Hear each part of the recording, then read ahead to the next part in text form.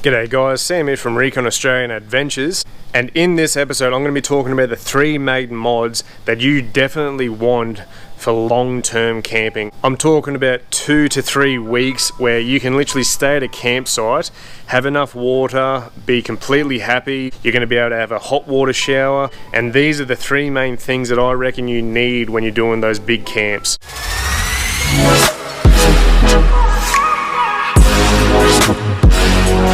The first one is a half decent chainsaw. I've got a Makita one that takes 2 batteries. It works absolutely mint. The second one is going to be a spare tyre, so that when you're traveling, you've got 1 spare tyre under the car and 1 on the back of the canopy. And the star of the show today is going to be a hot water system inside the canopy, permanently mounted. Now this is great and ideal just for the simple fact you don't have to get it in and out, you don't have to hook up hoses to it. All you're going to have to do is just pop a ball valve on, and then you've got nice hot water for cleaning, for showering, you know, even washing up the dishes. It makes life so much easier. But since I'm a plumber, I've gone a little bit overkill with the hot water unit, and I'll show you why. So this is the hot water unit, and it is a Camplux, and I tell you what, I bought this off eBay for I think around about 340 bucks. I'll bring up the clip now so you guys can have the link to it. But I've got a handful of fittings over here, and it also came with a 6 litre per minute pump. So all of this is going to be going into the canopy, and I've also got a couple of lengths of 1/2-inch copper that I'm going to be running in the canopy, just so that everything is already where it needs to be. You don't have to run any hoses and stuff like that, and I tell you what, it'll be awesome. So without further ado, let's start this episode. Okay. Now, one thing that you want to make sure that you do, when you've got so many fittings and you've got so many lines to run in the canopy, because you're going to be having hot water, you're going to be having cold water, because you're going to be utilising the pump for your cold water as well. You're also going to be running gas. I highly recommend grab a piece of paper, figure out where you're going to be running them, because you don't want to half-ass this sort of stuff. Because these fittings here are called B-press fittings, and I tell you what, these are not cheap. For 5 1/2-inch tees, they cost $45. So you could almost say I've spent about the same amount of money on fittings and copper as I have on the actual kit for the hot water shower unit. So the last thing you want to do is half-ass it, chuck it in there, realise it's wrong, and then you've already crimped everything, you can't do anything about it, and you're basically back to square one. So let's take a look at where I'm going to be mounting the hot water unit and where I'm going to be putting the gas bottle as well. Now where I've mounted the gas bottle is very simple. It's literally just on the back of the canopy.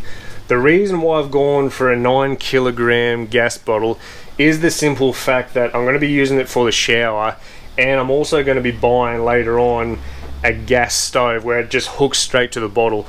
At the moment, Becky and I, we literally just have like those little gas canister things.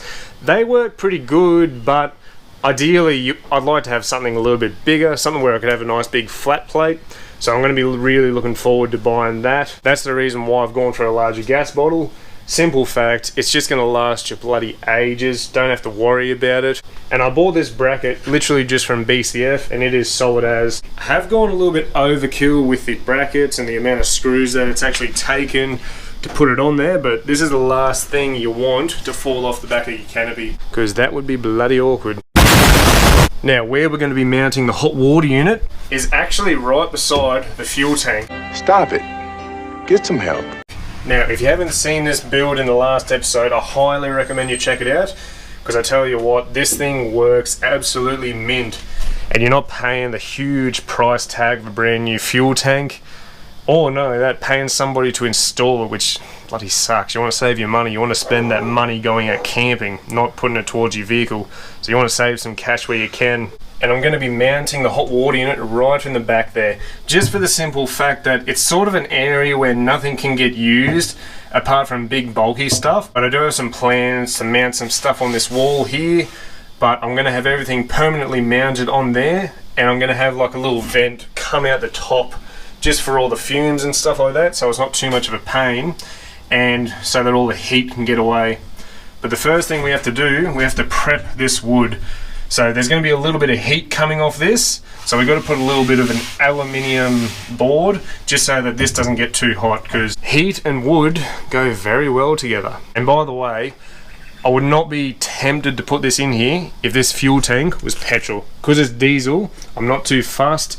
It's pretty hard to catch a light, and not only that, it is wood. Like, it's going to protect it a little bit, but I am just going to be putting a little plate there, which should be pretty good and should protect it quite well.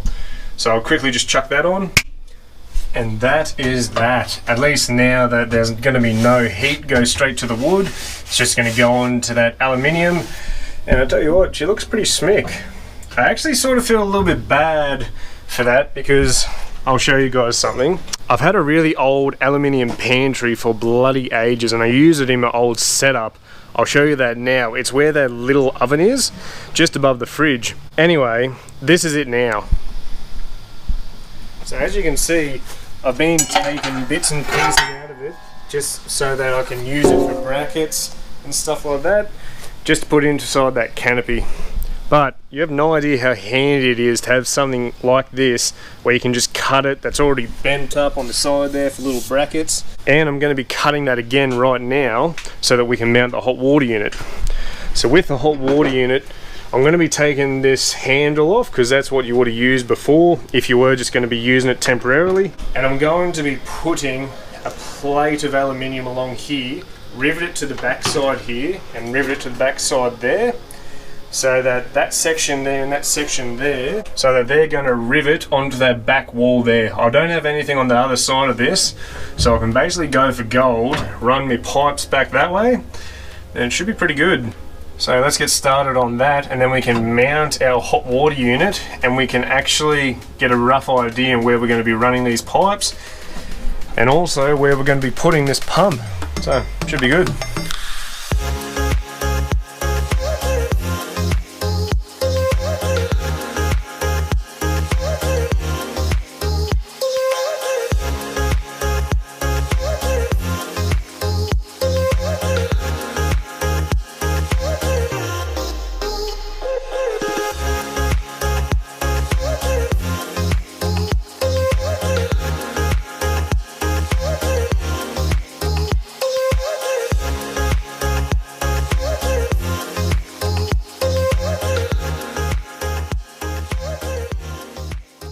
She looks pretty bloody good. It fits like an absolute glove. So now that it's actually mounted where it's going to be going there for life, I can actually get an idea on where I'm going to be putting this 6 litre per minute pump. And I think I'm just going to chuck it right on the side there so that I can run my pipes down into it, have my ball valves so that I've got the different options, just so that when you have these ball valves, they're going to be mounted just off the wall a tiny bit. So then you're going to have your options where you can fill up from a bucket, you can either fill up from a water main, or you can fill up from the tank inside the actual canopy itself.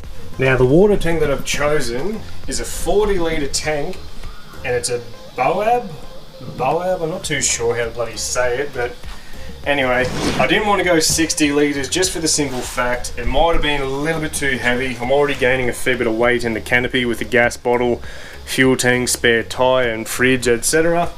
But this has just got a little valve to come out to the side there.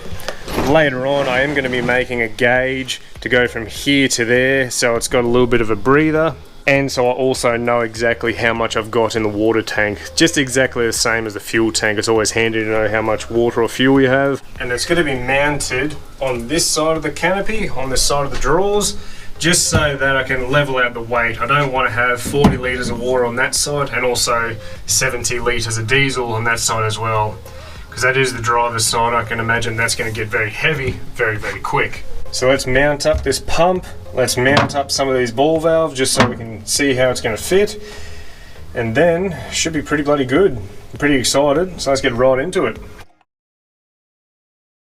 I tell you what, that is the biggest jump cut of my life. I couldn't really get the camera in there. Every single shot that I did, it just did not look good. It's a really tight spot to put all that pipe in there, so I thought screw it, I'd rather just do it, get it over and done with, and then I'll actually explain what it all does and how it all works. So let's go take a quick look and see what I've done so far. And as you can see, she's changed just a little bit. So there's the hot water unit, still mounted. Put the pump on, that one was easy as, literally just 3 screws. Now, to give you an explanation on why I've got 3 ball valves, I'm going to be telling you right now. So, this ball valve here bypasses the pump so that this one can be hooked up to an actual water main, you know, a tap out in a park or something like that. This one right here that's connected to the pump is going to be for a water bucket, so that if I have a pipe coming down here, it can suck straight into a water bucket and then take it that way. And this one here, it's got a fitting on here. Now the reason for that is I'm going to be bending a little bit of copper all the way back with the hot and the gas, and they're going to be cruising all the way along back over here. So this is the back wall where the hot water unit is. The pipes are going to come up, come across, then I'm going to have the hot and cold come down here, just on 2 ball valves again, because this is your kitchen side. You're going to have your table out there and stuff like that. You can run some hot water on your table, in your dishes, whatever you need. And that ball valve on the other side is going to that water tank. So that ball valve on that side is going to be going to the water tank. You're going to be having a separate cold line come onto this wall, and also a hot line. And then you're going to have the gas run all the way over underneath the roof, all the way to that gas bottle. And I'm going to be bringing those points over here as well, so that I'm going to be having a ball valve here, ball valve here, ball valve here. One's going to be gas, one's going to be cold, and one's going to be hot. Because later on I am planning on getting like a shower tent or whatever the bloody hell they're called. Because I reckon that'd be nice as pulling up into a park and then being able to have unlimited water. Like, I think that'd be bloody ideal. Like, you know, when you got it, use it. Obviously, if you're in the middle of nowhere, you have to be very cautious of how much water you actually use. But she's all working well, and I reckon what we're about to do now, I've got to drill some gigantic holes into the canopy. I'm not looking forward to this, but we might as well get it over and done with and keep on running this copper and see how we go.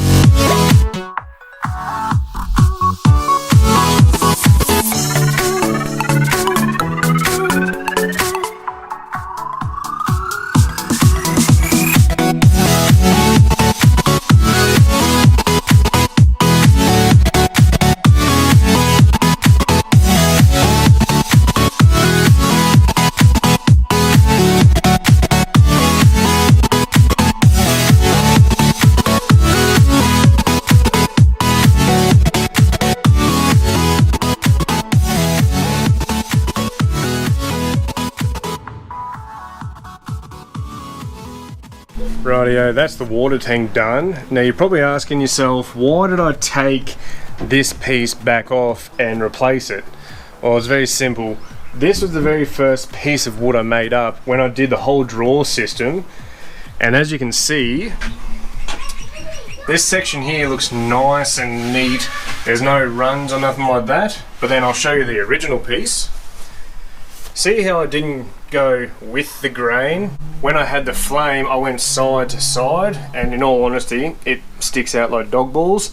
So what I did, I was never really happy with it to begin with, being my first piece, and you live and learn, but then I just replaced him, and now it's all good. So now that looks all smick, and I'm very happy with how that turned out. And while I was at it, I also mounted the water tank. So that's in there nice and tight, and this is the other side of it. So that's going to be my water inlet to that ball valve, and that's going to go through the pump and give us pressurized water. I'm also going to be putting a point out just the side here, just so I can manually drain it if that pump doesn't work for some reason, just in case. You always want to have a little bit of a backup, and all those points are going to be coming up through that little square there. I reckon we may as well keep on going. I'm not going to be able to finish this all today, just for the simple fact I ran out of gear, but that'll be fine. I'll come to it another day, but I am going to be doing a fair bit more today, so we'll jump straight back into it and see how she looks.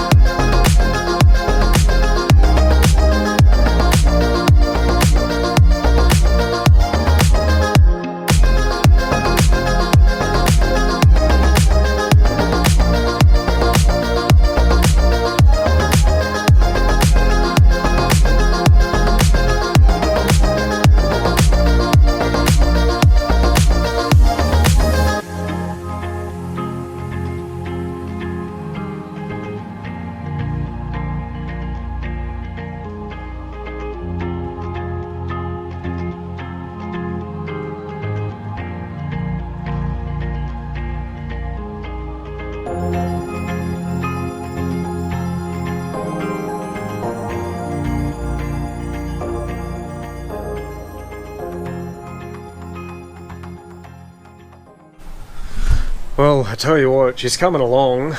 I did have to cut it short yesterday just for the simple fact that I ran out of gear. I did, however, go to Bunnings, and as a plumber that I've been doing plumbing for like 9 years, do not buy any gear from Bunnings. It is overpriced pieces of garbage. But anyway, I'm not going to rant on about bloody Bunnings anymore just because they're a pain in the ass and they're hard to work with as well. So I waited till Monday morning to grab some more gear, so now we can complete the gas, complete the cold, complete the hot, and hopefully sometime today or tomorrow I can actually run some water through this thing. It should hold water, I'm hoping so. It's going to be a bit shit if it's not, but I'm going to have to see what happens. So let's keep on going.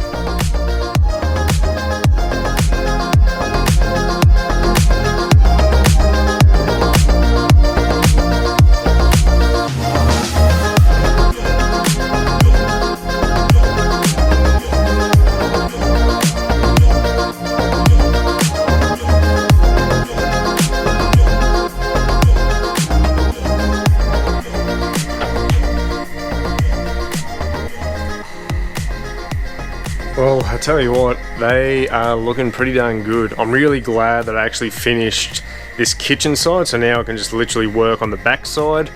And all I really have to do now is actually hook them up to the gas bottle around the back, and also put that hot tap and cold tap on the back as well for showers, just in case, so we don't have to open up the kitchen side. But I've got a dilemma. Fucking dark. So I think we're gonna have to fix that.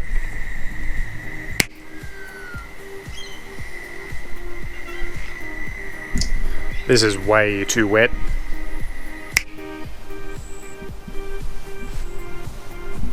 This is more like it. Let's get back into it.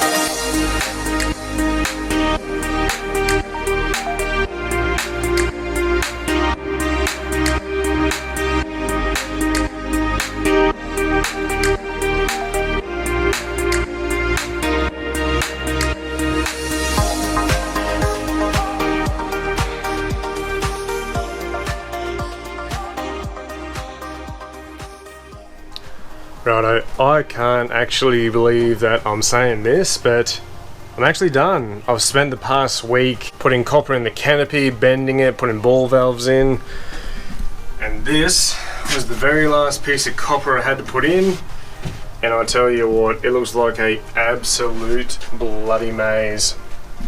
But I am going to tell you everything about that, but I think the first thing I need to do, I need to actually clean the canopy, because in all honesty it looks like a brothel and we don't want that. Maybe. And that is looking way better. Tell you what, it came up bloody nice. Now to give you guys an idea on how all of this stuff works, because it is pretty bloody complicated, but hopefully it works because it worked out in my head, we'll start right from the tank. Now this tank is a 40 litre tank, just like that you saw earlier on. What I've done, I've connected it around to the main line going over there, and I've also connected it to the lid so that on the other side you can actually plug a hose into it and you don't have to fill it up manually. You can just literally chuck a hose on, then once it's nice and full, you literally just let that go. And I just did that with some fittings up on the cap, put a little bit of roofing gutter silicone on there, and it works out absolutely perfect.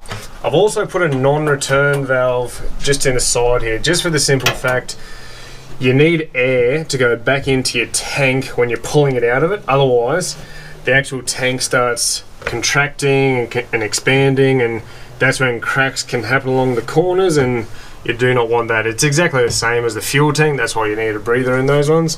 And also just made up a little gauge just to connect there, just so that I've got a rough idea on how much water I have, just in case if you're going on for a long trip. These points here are my gas, hot and cold, and this is basically the whole kitchen side, so that if we're on the table and we're washing dishes, we can chuck them into the hot, turn the hot water unit on, and it can drag water from the tank all the way over to the hot water unit and all the way back. Now let's go over to the hot water unit so that you can actually see how all that works with those ball valves.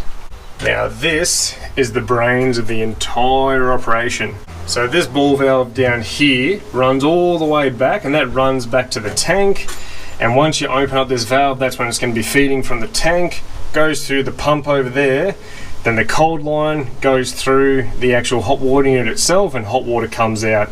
And I've also got a T-piece over there before the hot water unit, just so that that feeds all the two cold lines, the one in the kitchen and the one in the back. This one here has got a little filter on it that came with the actual shower itself.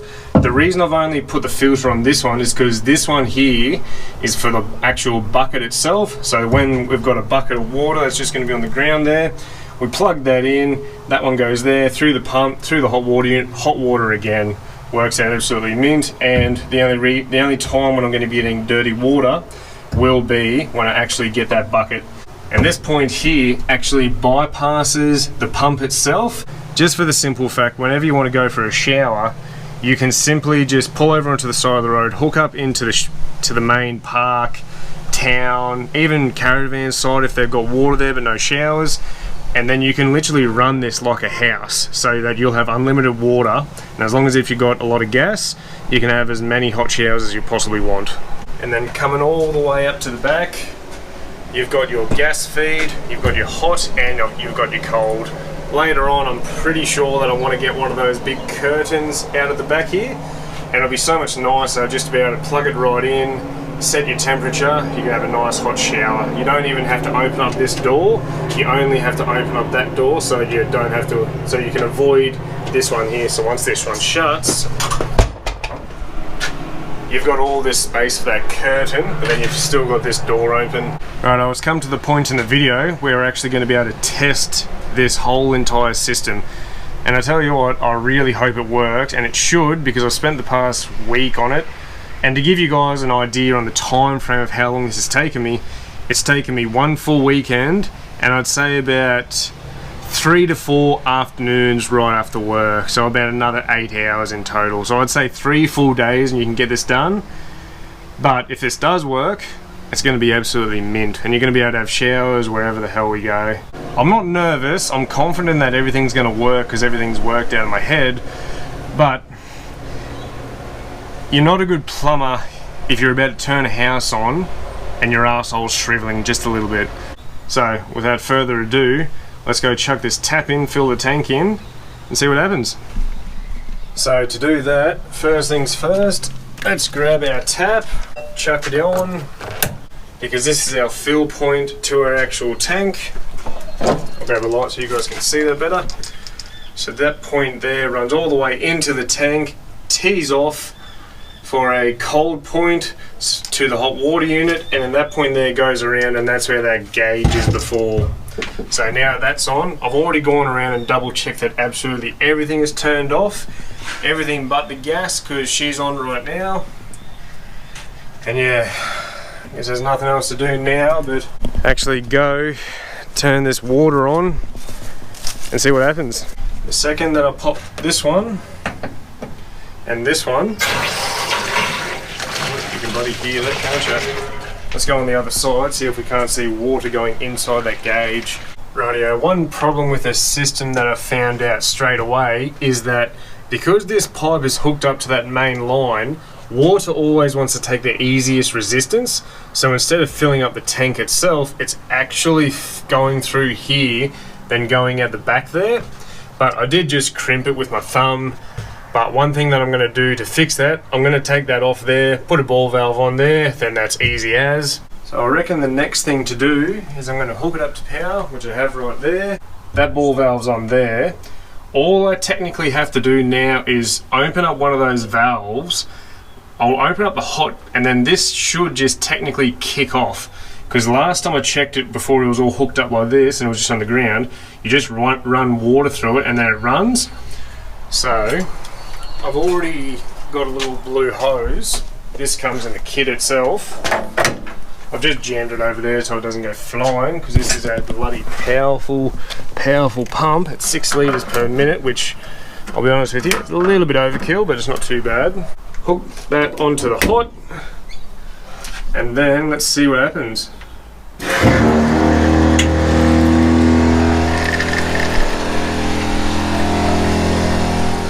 Oh, water's coming out.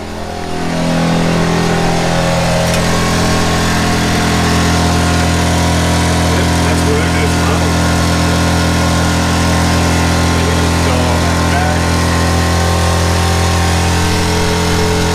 So it's at 44 degrees. Let's see how hot this is. That's actually nice and warm.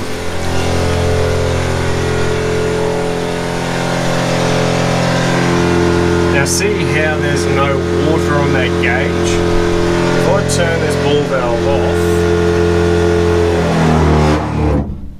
yeah, see how water's coming straight back from there? Once I get a ball valve on here, that's going to fix that problem. Hey, past Sam, this is future Sam. Just to give you guys an idea on what I did and what I was just talking about, this is what I was talking about. So as you can see, this line here now has its own ball valve. So that once I'm using the water in the tank, all I have to do is turn that off. Then that shuts off this line, then it has to come from the actual tank itself. The other thing that I also did, I went down to the shop and I actually bought something that I think is pretty cool. I bought a really good shower head. Now this is only a garden shower head, but it works absolutely perfect.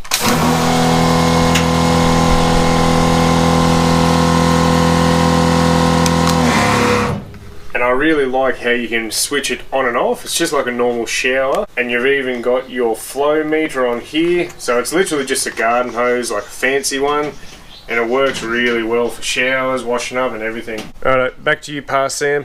Well, I tell you what, we are not far off going camping at all. The last thing that I want to do before I do actually go camping is do the 12 volt system.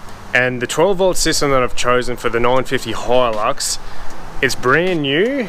Not too many people have even heard of it, and in Dubbo ARB I was the very first person to get my hands on one, but I'm not going to reveal it until the next episode. So if you have enjoyed this episode, make sure you subscribe, smash the like button, turn on notifications so that when my videos do come up, because I only do a video once every 3 or 4 weeks, you know, you'll be notified, then you're not going to miss any good content, and I'll see you bloody legends later on. Peace.